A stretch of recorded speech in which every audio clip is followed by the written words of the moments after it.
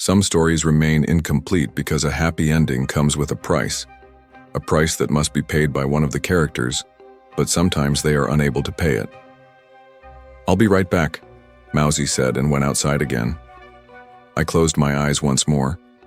In my mind, the image of 8-year-old Gudia started to spin again. I began to remember every moment of my childhood with her. I remembered when she, like a mother, held my finger with her tiny hands and took me to school. Then I remembered the moment when she fed me with her own hands. Then came the memory of the villagers surrounding Gudia's house, her mother setting herself on fire while Gudia watched and cried helplessly from the window. After that, the memory surfaced of Gudia leaving the village with her father. I cried a lot that day. I cried for 3 days, more than I had when my mother died. I cried so much that I got a fever. "Do you love her?" It was Mousy's voice. She asked while gently caressing my head. I opened my tear-filled eyes. She was sitting on a stool beside me. I don't even know the proper definition of love. She is my only friend, the most precious thing from my childhood. As long as she's with me, everything in my life feels fine. I do nothing but seek her presence. And when she is away, my life falls apart. Everything starts crumbling. And then, I do nothing but remember her. This is a feeling that needs no name. "What difference does it make whether we call it love or friendship?" I said, wiping my tears with my other hand. "Maybe it is love. People call this feeling love. Your father loved your mother just like this," Mousy said. "My father was a bad man. He killed my grandparents for my mother's sake. If it were me, I would never have done that," I said. "I always thought you didn't know about that. Your mother didn't want you to find out either. She didn't want you to become like them, and you didn't. God took something away from you, but in return he gave you this girl. He won't take her away. You have kindness in your heart, and in return he will show you mercy. Your sacrifice will give your love a long life," Mousy said while looking at the blood bag, which was now partly empty. Hearing the word sacrifice, the face of Princess Chintamani and her words echoed in my mind. "I will let you and her go, but in return you will have to pay the price of my sacrifice. I am giving you the last token of my love, and in return you must give me the first fruit of your love, your firstborn child." I started trying to understand the meaning of her words and, after much thought, realized that Gudia is like the sky that cannot meet the stars while the sun is present, and I am the sun in her life. Meanwhile, a nurse came to the door and said something to Mousy, but I was too lost in thought to hear it. Suddenly, Mousy stood up and hurriedly left with her. The speed of her steps filled me with dread. I tried to get up quickly but couldn't. It felt as if there was no life in my body. After struggling, I slowly stood up, grabbed the blood bag, and headed outside. As soon as I stepped out of the room, the Tantric Baba came to me. Mousy, who had just come out of Gudia's room, rushed toward me. "Why did you come out?"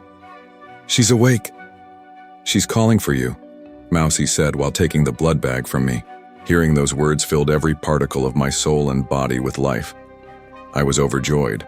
All my pain and suffering disappeared. I moved quickly towards her room with shaky but eager steps. "Wait, let me remove the bottle first. She might get scared if she sees it," Mousy said, stopping me. At the mention of fear, I stopped. "What did she say?" I asked, smiling. "Just that she wanted you to come to her." "Hold this," Mousy said, handing the blood bag back to me. "Did she call for me as the king or the prince?" I asked, a little disappointed. "What's the difference, king or prince? It's all the same." She laughed. "Yes, but tell me exactly what she said," I insisted. "She said, 'Send the one who was just sitting here.' The doctor said no one was with her." She replied, "The prince was here. He was sitting right here. He's just gone out. Call him back." Maybe even in unconsciousness, she was feeling your presence. "Now go," Mousy said, removing the needle from my wrist and taking the blood bag from me. Hearing this, I was saddened but also a little happy. "No, Mousy, that wasn't me. It's someone else. For her, I am the king, not the prince. The prince is someone else, and she knows where she will find him if he's not here. She needs to meet him," I said. "Where's Gudia?" Suddenly her father came running and asked, panting and distressed. "She's inside," I replied, and as he tried to rush in, I grabbed his hand and stopped him. "Please calm yourself before you go in, otherwise you might scare her. I believe she won't remember much of what happened, but if she does ask, tell her it was all just a bad dream. She might insist on meeting someone. Let her meet him. Afterwards, she will have many questions and worries. Still tell her it was just a dream.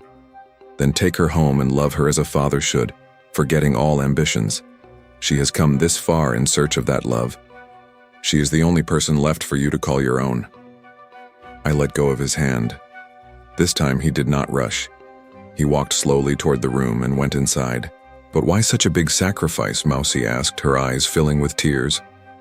"Because this sacrifice will give my love a long life," I said with a smile, though tears welled up in my eyes. I started walking away. "But there's no need for all this now. The goddess is gone." Tantric Baba tried to stop me, but I kept walking.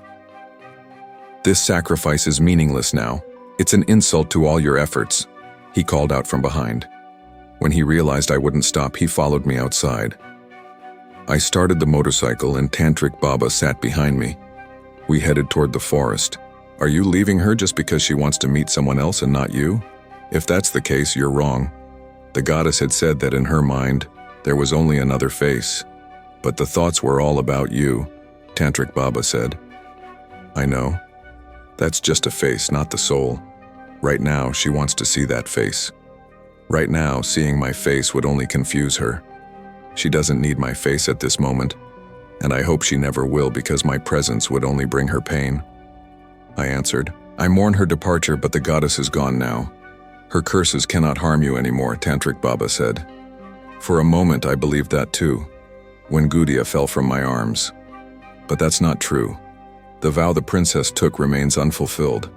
Princess Chintamani could not take my father's life because he committed suicide before she could. "The curse lingers," I said, accelerating the bike. After that, Tantric Baba fell silent. He understood what I meant. He knew Princess Chintamani better than I did at one time. He understood that she had left me with a cursed life, 2 identities, 2 memories, a life more burden than a gift. He also understood what curse I was pleading her to take back when she left Gudia's body. And maybe that's why he said nothing. Both of us remained silent. After a while, we reached the forest path. "Drop me here. You have important work ahead," Tantric Baba said as I headed toward his hut. I stopped the bike and he got down. His eyes were wet. Maybe he wasn't the same man I had first met. Maybe now he truly shared my sorrow. He placed his hand on my head, trying to console me, but perhaps words failed him. I got off the bike and touched his feet out of respect. He embraced me tightly. Tears streamed from his eyes onto the sweater I wore, the one that my mother and Gudia had knitted for me. I turned the motorcycle around and without looking back, headed toward the village. Thanks for watching. Don't forget to like, comment, and subscribe if you love true crime and paranormal mysteries.